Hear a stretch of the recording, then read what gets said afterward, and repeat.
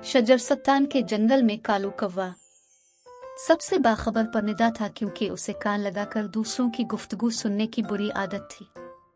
कभी वो रानो चिड़िया के घर की खिड़की के करीब कान लगा के खड़ा होता और कभी मिट्ठू तोते के घर की खिड़की के करीब, और अगर कोई बात इसके कानों तक पहुंच जाती तो वो छोटी सी बात का बतंगड़ बनाकर दूसरों के सामने पेश कर देता था। इसके अलावा कालू कौवा झूठी खबरें फैलाने भी माहिर था। इस दिन भी कालू कौवा अपने घर के बाहर घूम रहा था जब उसकी नजर लूसी कबूतर पर पड़ी, जो ऑटो पर शहर जा रहा था। अरे कबूतर भैया, कैसे हो? मेरे पास एक बहुत बुरी खबर है।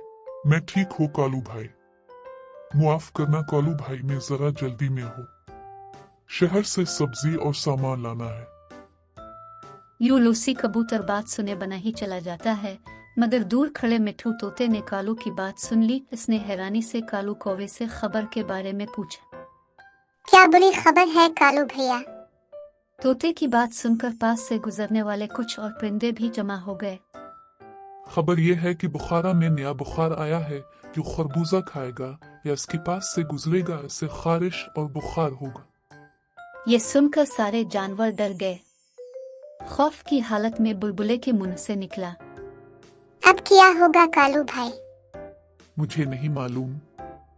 मेरा काम था खबरदार करना, वो मैंने कर दिया। कहकर कालू कौवा वहां से चला जाता है। रानो चिड़िया बोली, क्या मुसीबत है? अब हम खरबूजे के खेत के पास से गुजर भी नहीं सकते। बुलबुला दौड़ा दौड़ा डॉक्टर हरियाली के पास गया और उससे कालू कौवे की बात बताई। खरबूजे के खेतों से तो हम सब गुजरते हैं और खाते भी हैं, तो क्या हम सबको खारिश हो जाएगी और बुखार हो जाएगा? डॉक्टर हरियाली कालू के झूठ को जानती थी। इसने बुलबुले को तसल्ली दी। ऐसा कभी नहीं होता बुलबुले। अभी वो बुलबुले को समझा ही रही थी कि तभी वहां रानो चिड़िया, मिट्ठू तोता और लूसी कबूतर भी आ जाते हैं। वो तीनों अपने जिस्म को मुसलसल खुरच रहे थे। फिर क्या हुआ, ये देखकर डॉक्टर हरियाली को बहुत गुस्सा आया। वो सब परिंदों को साथ लिए कालू कौवे के घर पहुंच गई। कालू कौवा अपने घर के बाहर बैठा खरबूजा खा रहा था। डॉक्टर हरियाली और दूसरे परिंदों को देखकर कालू कौवे ने खरबूजा छुपाने की नाम कोशिश की। डॉक्टर हरियाली ने गुस्से से कहा, कालू, तुमने ये सब किया। तुम्हारे झूठ की वजह से सारा जंगल परेशान है। कालू कौवे शर्मसार हो गया। उसे अपनी हरकत पर पशेमानी हुई। मुझे माफ कर दो, मैंने ये सब मजाक में किया था। मुझे नहीं मालूम था कि ये इतना बड़ा मसला बन जाएगा। डॉक्टर हरियाली ने संजीदगी से कहा, मजाक भी अच्छा होना चाहिए।